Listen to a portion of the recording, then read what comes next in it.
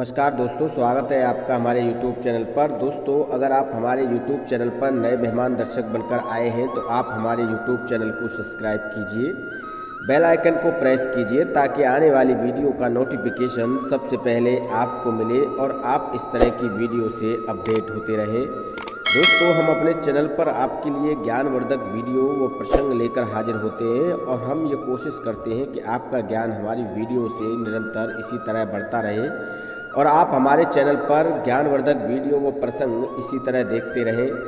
दोस्तों, आज का जो प्रसंग है काफ़ी मोटिवेशनल है, काफ़ी अच्छा प्रसंग है। यह प्रसंग एक राजा दशरथ के ऊपर है जो कि भगवान श्री राम के पिता थे, राजा दशरथ। दोस्तों, क्या आपको पता है कि राजा दशरथ ने भी माता सीता के साथ एक घोर पाप किया था, जिस घोर पाप की वजह से माता सीता को रावण जैसे दुष्ट आदमी की कैद में रहना पड़ा था। और इसी विषय पर आज हम आपको इस वीडियो में ये प्रसंग लेकर आए हैं। दोस्तों, जिस समय राजा दशरथ अयोध्या में राज किया करते थे, उस समय राजा दशरथ ने अपने चारों पुत्रों की शादी राजा जनक के यहाँ से उनकी चारों बेटियों के साथ की थी। दोस्तों, सबसे बड़ी माता सीता थी। और दोस्तों, जब शादी होने के बाद राजा दशरथ चारों बहुओं को अपने घर ले आए और धीरे धीरे जब समय व्यतीत हुआ तो एक दिन राजा दशरथ ने माता कौशल्या से कहा कि अब तुम चार बेटों की माँ के साथ साथ, पहले तुम चारों बेटों की माँ थी, पर अब तुम चारों बेटों की माँ के साथ चार बहुओं की सास भी हो। अब उनकी देख रेख और उनकी रक्षा सुरक्षा तुम्हारी जिम्मेदारी है। ऐसा जो है राजा दशरथ ने अपनी पत्नी कौशल्या से कहा, माता कौशल्या से कहा। प्रियदर्श को जब ये बात राजा दशरथ ने माता कौशल्या से कही तो माता कौशल्या जो है अचरज में पड़ गई और वो राजा दशरथ से पूछने लगी कि आप ऐसा क्यों कह रहे हैं। तब राजा दशरथ ने कहा कि जिस प्रकार आंखों की रक्षा पलक करती हैं, उसी प्रकार एक सास का ये कर्तव्य है, ये धर्म है कि वो अपनी चारों बहुओं की देखभाल करे। अपनी बहुओं की सुरक्षा और जिम्मेदारी एक सास के कंधे पर ही होती है। ऐसा जो है राजा दशरथ माता कौशल्या को समझाते हैं। प्रियदर्श को जब धीरे धीरे समय व्यतीत होता है तो एक दिन राजा दशरथ ने अपनी चारों बहुओं को बुलाया और चारों बहुओं को बुलाकर उनसे कहा कि आप हमारे लिए अच्छा अच्छा खाना और व्यंजन बनाकर लाइए। और आज हम देखना चाहते हैं कि हमारी चारों बहुओं में से कौन अच्छा स्वादिष्ट खाना और व्यंजन बनाकर ला सकती है। ऐसा जो है राजा दशरथ ने कहा प्रियदर्श को। जब राजा दशरथ ने ये कहा अपनी बहुओं से तो वो अचरज में पड़ गई और सभी अलग अलग तरह के खाना और व्यंजन बनाने में लग गई। अपने अपने रसोइयों में जाकर काफ़ी अच्छा अच्छा व्यंजन उन सभी चारों बहुओं ने बनाया। प्रियदर्श को जब चारों बहुओं ने अच्छा अच्छा खाना और व्यंजन बनाया तो सबसे पहले भरत की पत्नी खाना लेकर आती है। तो राजा दशरथ देखते हैं कि जो भरत की पत्नी खाना लेकर आई है वो सिर्फ थाली में खाना ही लेकर आई है, वो पानी लेकर नहीं आती है। दोस्तों, ये तो आप जानते ही होंगे कि जब किसी व्यक्ति को भोजन दिया जाता है तो उसे पहले पानी दिया जाता है और उसके बाद उसे भोजन परोसा जाता है। पर भरत की पत्नी पानी लेकर नहीं आई और वो जल्दी जल्दी में इसी तरीके से राजा दशरथ के लिए भोजन लेकर आ गई। प्रियदर्श को राजा दशरथ ने भरत की पत्नी से कहा कि भोजन यहीं रख दो, मैं खा लूँगा। राजा दशरथ उसके हाथों से भोजन ले लेते हैं और वो भरत की पत्नी चली जाती है। प्रियदर्श को इसके बाद शत्रुघ्न की पत्नी आती हैं, वो भी जल्दी जल्दी में पानी लाना भूल जाती हैं और वो भी हाथ में सिर्फ भोजन लेकर ही आती हैं। तो राजा दशरथ उस भोजन को भी अपने पास रख लेते हैं और कहते हैं कि मैं खा लूँगा, तुम चली जाओ। प्रियदर्श को इसके बाद लक्ष्मण की पत्नी उर्मिला आती हैं और उर्मिला भोजन लेकर आती हैं, पर जल्दी जल्दी में वो भी पानी लाना भूल जाती हैं। राजा दशरथ जो थे उनसे भोजन ले लेते हैं और भोजन लेने के बाद उनसे कहते हैं कि तुम जाओ, मैं खा लूँगा, और वो भोजन को अपने पास रख लेते हैं। प्रियदर्श को जब राजा दशरथ अब अपनी बड़ी बहू माता सीता का इंतजार कर रहे थे कि माता सीता अब कब खाना लेकर आएंगी। दोस्तों, माता सीता ने काफ़ी अच्छे तरीके से व्यंजन और भोजन बनाए, 56 प्रकार के उन्होंने भोजन बनाए और जब वो भोजन लेकर चलीं तो उन्हें याद आ गया कि भोजन देने वाले को पहले पानी दिया जाता है और इसके बाद उसे भोजन दिया जाता है। तो वो एक लोटे में पानी लेकर और भोजन लेकर थाली में राजा दशरथ के लिए चलती हैं और वो थोड़ा देर हो जाती है, उन्हें लेट हो जाती हैं। तो राजा दशरथ कहते हैं कि चलो कोई बात नहीं, अब हमारी बड़ी बहू हमारे लिए खाना लेकर आ रही हैं, देर से ही सही पर लेकर तो आई।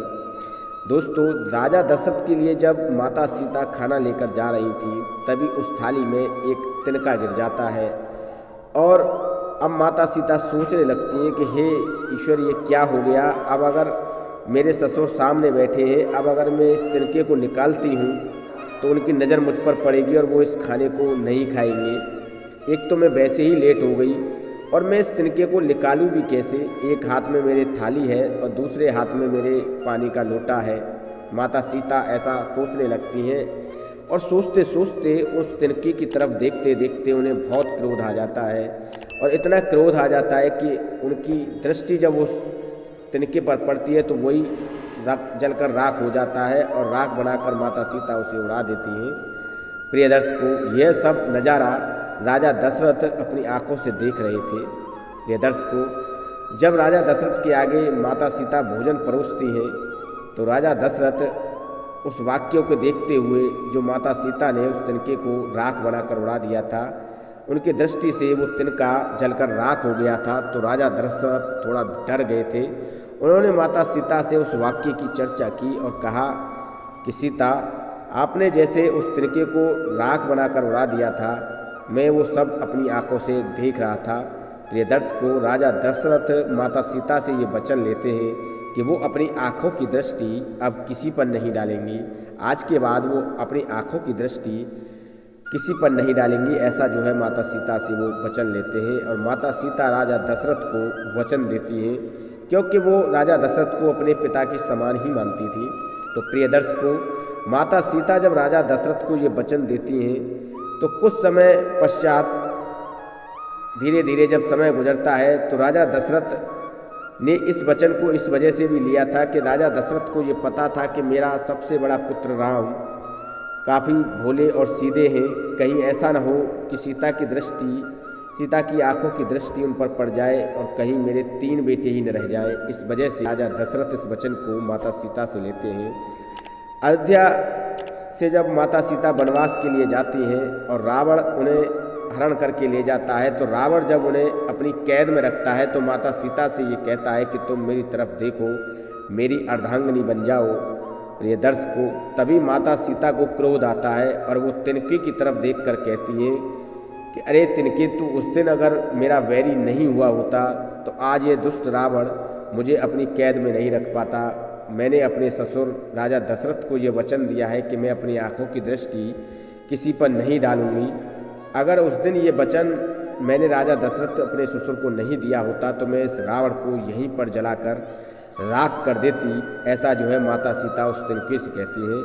तो प्रिय दर्शकों, इस वीडियो में हमने आपको यही समझाने की कोशिश की है कि माता सीता से अगर राजा दशरथ ने वो वचन नहीं लिया होता तो माता सीता रावण की कैद में कभी नहीं रह पाती। और माता सीता एक इतनी बड़ी ताकतवर थी, यानी कि माता सीता जगत जननी थी, माँ भगवती थी। माता सीता चाहती तो रावण को अपनी आंखों की दृष्टि से ही जलाकर राख कर देती और उसकी कैद से भी माता सीता आज़ाद हो जाती अगर राजा दशरथ ने उनसे ये वचन न लिया होता कि वो आप अपनी आंखों की दृष्टि किसी के ऊपर नहीं डालेंगी। क्योंकि राजा दशरथ ने उस तिनके को जलाकर राख करते हुए माता सीता को देख लिया था। जब वो माता सीता राजा दशरथ के लिए भोजन लेकर जा रही थी उस समय वो नज़ारा राजा दशरथ ने अपनी आंखों से देखा था।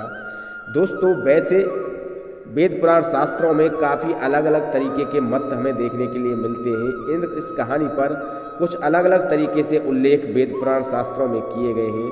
हमें जितना पता है हमने आपको इसका वर्णन किया है। हम उम्मीद करते हैं कि आपको जानकारी अच्छी लगेगी और वीडियो भी अच्छा लगेगा। दोस्तों, इस तरह की ज्ञानवर्धक वीडियो व प्रसंग हम अपने चैनल पर प्रतिदिन लाते रहते हैं और हम ये कोशिश करते हैं कि आपका ज्ञान हमारी वीडियो से, हमारे प्रसंग से निरंतर इसी तरह बढ़ता रहे और आप हमारे चैनल पर इस तरह की ज्ञानवर्धक वीडियो व प्रसंग देखते रहें। दोस्तों अगर आपको हमारी वीडियो अच्छी लगे तो 10 लोगों तक जरूर शेयर कीजिए, ताकि वो भी हमारी वीडियो से ढेर सारा ज्ञान अर्जित कर सकें और अपने ज्ञान को निरंतर इसी तरह आगे बढ़ाते रहें। दोस्तों हम अपने चैनल पर इससे भी अच्छी अच्छी कहानियाँ आपके लिए लेकर हाजिर होते रहेंगे और आपके ज्ञान को निरंतर आगे बढ़ाने की कोशिश करते रहेंगे। दोस्तों वीडियो के अंत में इतना ही कहूँगा कि अगर इस कहानी में आपको कुछ लगा हो तो उसके लिए हम क्षमा प्रार्थी हैं। इस कहानी का मकसद किसी के दिल को दुखाना नहीं है। दोस्तों वीडियो अच्छा लगा हो तो एक लाइक कीजिए, चैनल को सब्सक्राइब कीजिए। धन्यवाद, नमस्कार।